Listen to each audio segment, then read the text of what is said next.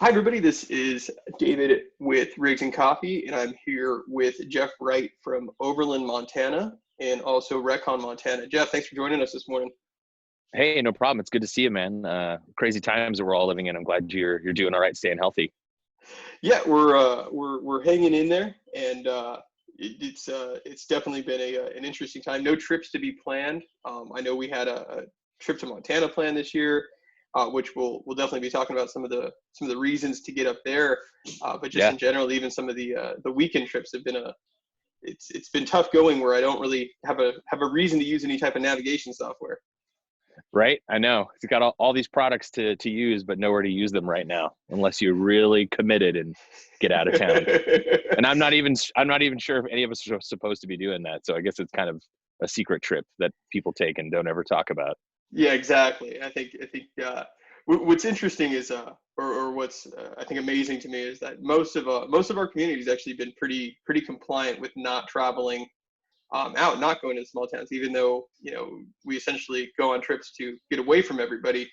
We're still not doing that. So a big shout out to everybody for not going out right now. For sure, as difficult and as stressful as it all is, and getting out and going on a trip would be like seemingly the perfect antidote. It's good to see people kind of refraining from it and just staying home. Absolutely. So we wanted to cover a couple things here. So the first one is we're going to talk a little bit about going to Montana. So I've been there a couple times. I know you've kind of quasi grown up there, but specifically, why would an overlander, somebody wanted to take a really good trip? I mean, what are kind of the Yeah. top trails in Montana? What are the top places to see from that standpoint?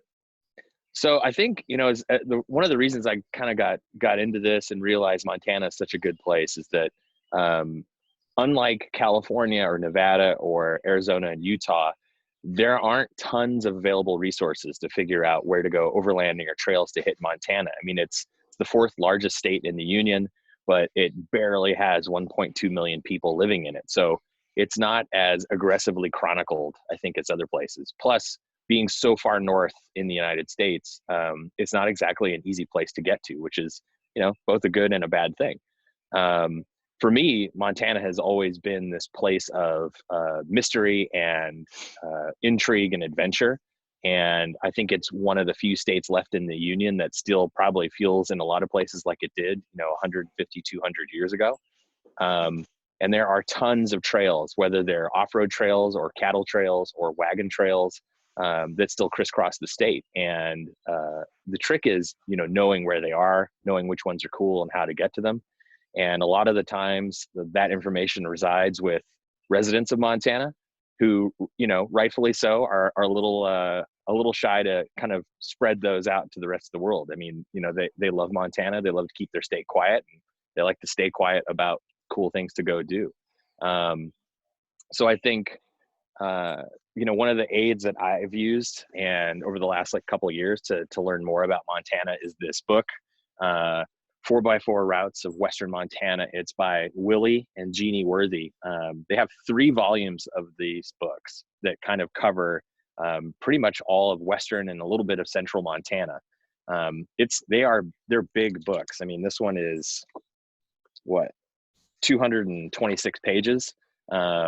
It's got pictures, it's got maps, it's got descriptions, it's got technical specifications for the trails and how difficult they are on an actual, I think, like an easy to understand scale.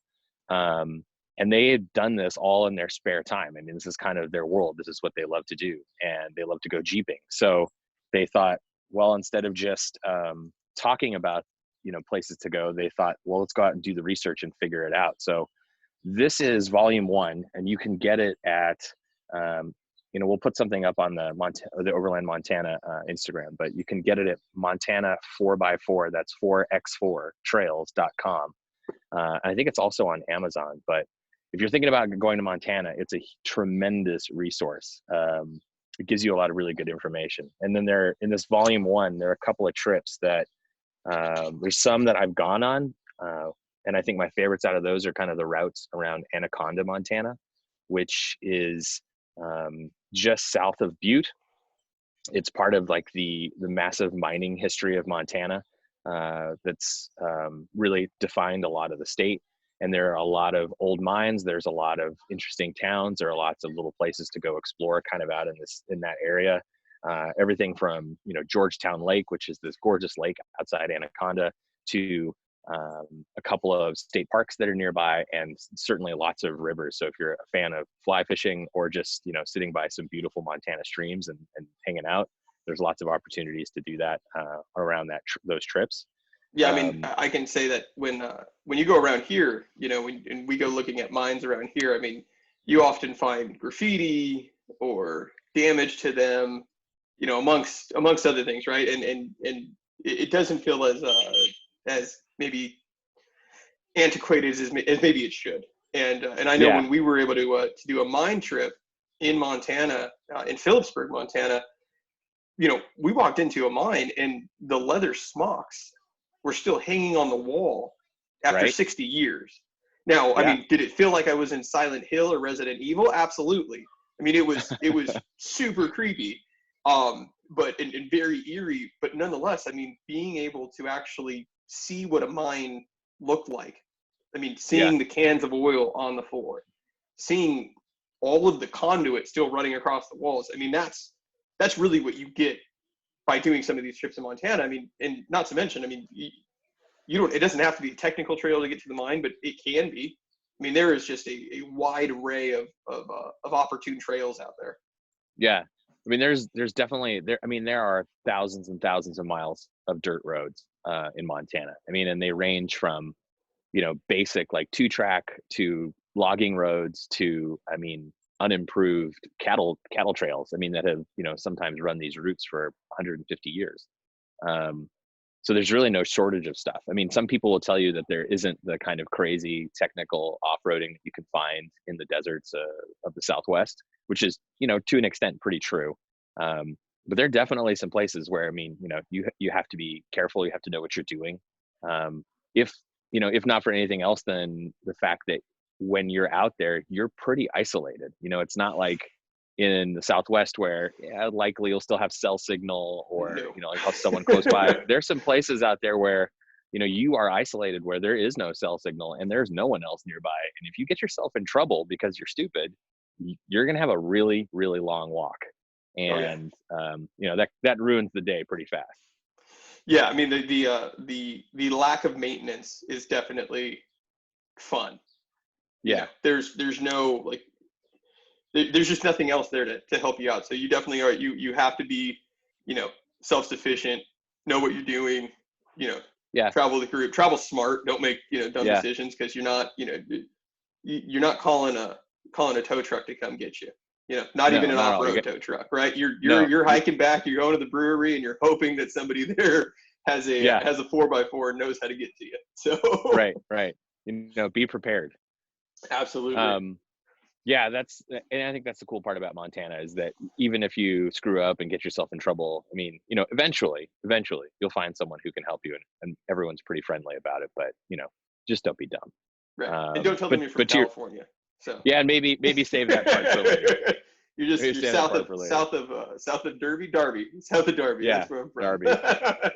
So no, you greeted with nothing but open arms out there, even with the California license plate still on the truck. So it worked out really well. We had a really great time.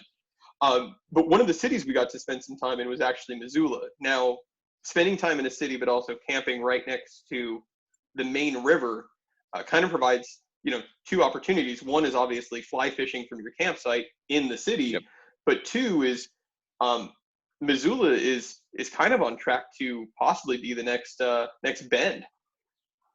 I hear people say that, and it both kind of freaks me out, but also it's kind of exciting seeing what kind of like business opportunities that could bring to Western Montana. But yeah, I've spent most of my time in Missoula. I went to the University of Montana, so I'm a proud Grizz. I've had a couple of businesses in Missoula, and I've got family there. So we spend a lot of time in that town, and it's a great spot. Missoula, is very welcoming. It's very cosmopolitan, and there's always a lot of stuff going on. So if anybody watching has a chance to go to Missoula and hasn't been there, you should definitely go check it out. When it's safe to go do so, of course, but That would be, I think, a pretty fun trip to plan at the end of all of this, when it's safe for all of us to kind of go spend time with each other again. Yeah, absolutely. I mean, being just in Missoula, I mean, it's an amazing city where you can go kind of off-roading in the morning and grab a great bite to eat at lunch. Go check out a Yep. Grizz game in the afternoon, which if you Yep. haven't been to a Grizz game, you've never watched football. Yeah, in my mind. And and then finish it off at a craft brew pub. I mean, Yep. that really is, to me at least, Missoula in a nutshell. So And it was great going to school there too, because you could drive for 10 minutes and be pretty isolated on a world-class trout stream pretty quickly.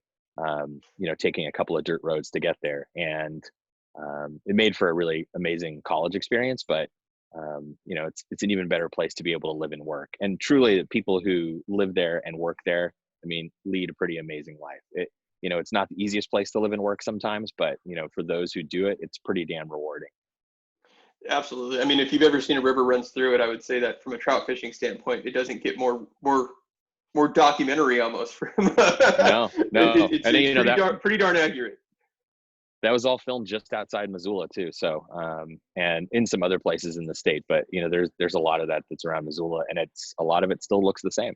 Absolutely. Yeah, it's amazing how little some things have changed, yet how much some other things have. So Yeah, great place absolutely. to go. And now we work, Rigs and Coffee, and we work closely with a few, handful of different Montana based companies. I know you've Yeah. got a few products right there behind you that maybe you could Oh yeah. give them a These little things. shout out, Sh- talk about them just a little bit, but some shameless really, plug. really, Well, really great products. I've had the personal pleasure of meeting with the owners, the designers, the operators, which are really less companies and more almost like families. And yeah. hell, one offered me showers, so I was able to after 4 Right. days on the road was able to get a shower, and so which was shout out to Planetary Design for that one. But yeah, so I think tell us a little bit about a couple of the companies there. totally, man. There are three companies that I think I would love to just shamelessly plug, but two are in Missoula and one is in Billings. But the two in Missoula, one is Planetary Design, which makes the Brew Trek line of coffee products, from thermally insulated mugs to French presses, to a variety of other products under that Brew Trek product line. But they're a great team. They ship everything out of Missoula. They design everything out of Missoula, and their products are super robust, and they're also really friendly to a lot of up and coming retailers and brands. So I mean, if companies have something that they want to get laser etched onto the side of one of these Planetary and Brew Trek products, it's pretty easy to do it. And it's nice to have companies like that operating, in the heart of Missoula and doing that sort of business. Another one that's new to Missoula, which I think people should definitely check out, especially if your adventures take you kind of between water and sand, is Bedrock Sandals. They actually moved the beginning of this year from Northern California to Missoula. They make a really cool kind of all-use river sandal, but people run marathons with it. People do trail runs with it. People hike the Pacific Crest Trail with it and the Appalachian Trail. And people like me just wear it to the beach and wear it to the river and wear it around. I'm not that aggressive of a runner, but check them out, bedrocksandals.com. They make a killer product. And then my really good friends at Red Ox, which is out in Billings. Red Ox is a great company. They make some of the best soft-sided luggage I think I've ever seen. Stuff that is, not literally bulletproof. I don't want to falsely claim that, but Really stuff that, close I to it. mean, you can beat the crap out of their gear and it still holds up. It still looks great. And if you somehow manage to break it, for the entire life that you own that product, if you send it back to them, they'll fix it or they'll replace it for free forever. Everything they make is made in their factory in Billings, Montana. They sell globally through their website out of Billings. And Jim Markle, who's the CEO, and Perry, who's the president, and Christian, who kind of runs sales for their whole operation. Just some of my closest friends in Montana, especially Jim, who I have shared a lot of adventures with, a lot of like conversations with, a lot of business ideas. And they're incredibly supportive to Overland Montana, as our Bedrock, as our Planetary. and also to our whole Retcon establishment that we're trying to build up there as well. So check out their products. They're shipping right now. If you have anything you've got your eye on, buy it. They could use your help. Yeah, no, their products. I can say I've had the ability to check out the entire product line, and um, form follows function with their designs. Their bags look good, but everything, the reason, for their design is truly based on the functionality of what they do. So, and they have a huge line. It's not cheap Chinese luggage. It's not eBay luggage. Nope. It's not something like that. It is really high quality, American engineered luggage. Big fat zippers. Just rock solid product, and and great for what we do. The cool thing about their stuff too is that I think Jim told me that 99% of their products are all U.S. parts. I think there are a couple tiny little pieces that they use in some of their things that they have to source from somewhere else overseas, but everything else is produced and purchased from U.S. companies, and that's not something that you really find very much anymore with just the globalization of the manufacturing industry. Finding a builder who's willing to invest in other U.S. companies and build it all locally is a rare thing. So, anytime you can support something like that, it's great. But for me, if you've got something like that and it's in Montana, employing Montanans and doing great work, why not support it? It's great stuff. And as Jim will tell you, and I'm sure my wife would too, I have way too much of their stuff. But it's taken me all over the world and on all kinds of trips from, home to the office and from home to, other parts of Europe and the Middle East. So it's been great to have their stuff. I wouldn't go anywhere without it. Excellent. And last thing we'll touch on here, you mentioned it, is Retcon Montana. Yep. We're looking at 2020 still, or we're looking at 2021? That is a question I'm getting asked on a daily basis. And we had a plan to execute the second annual Retcon this July on the campus of the University of Montana, right alongside the Clark Fork River in Missoula. We, still have that as a tentative plan. I think like a lot of other organizations, we're trying to figure out what everything is going to look like this summer and what the things that are happening now really mean for July. I can tell you that my number one concern is that I don't want to create a problem by having a lot of people coming to Missoula and gathering with each other. And if there's any chance that the virus could resurge or spread based on having a lot of people in Montana, then I certainly would never want to put that risk out into the public. I think we have a couple of different plans that I think keep our goals in mind of working to help all the businesses and outdoor recreation businesses and nonprofits in Montana. It's just become now that it's more about helping those groups survive all of this, because the lack of tourism is obviously hurting a lot of industries, but there's a big piece of Montana that works on that. Outdoor recreation is a $7 billion industry in the state of Montana. It provides for around 77,000 jobs in the state, and that was when things were going all out. Now with things having come back down quite considerably because no one's traveling and no one's spending money, those industries are bracing for a really difficult summer in Montana. And I think for us, if we do something along the lines of Retcon, it might be more business to business oriented and really bringing in those nonprofits and those for-profit businesses in the state. And I think understanding how they're weathering all of this and what their plan is going forward, and really just trying to connect all of them together to see how the great ideas of one organization can help the struggles of another organization in a way that they might not have been able to do any other way other than either getting together virtually in ways like this, or getting together in a safe fashion in real life. And maybe that's the part we still continue to do at but we're thinking about it, and we're in close contact with our partners at Adventure Van Expo. I talk to Neil every couple of weeks about what we're going to do, and we still are holding out hope that there's a way to do something to get people there. But bottom line is it has to be safe, and if it's not, then we'll push big portions of it off to 2020 or 2021. As much as I hate to admit that, that's probably the smart thing to do. Right, right, right. Well, hey, look, I mean, we all have a little bit more time to make the plans to get up there now. So instead of being Yeah. a mad dash in July, we'll all, get the bags packed well ahead of time. So I think pack your Red Ox bags ahead of time, and buy this book. Willie and Jeannie Worthy, who produced this book and write this and edit it, are awesome people.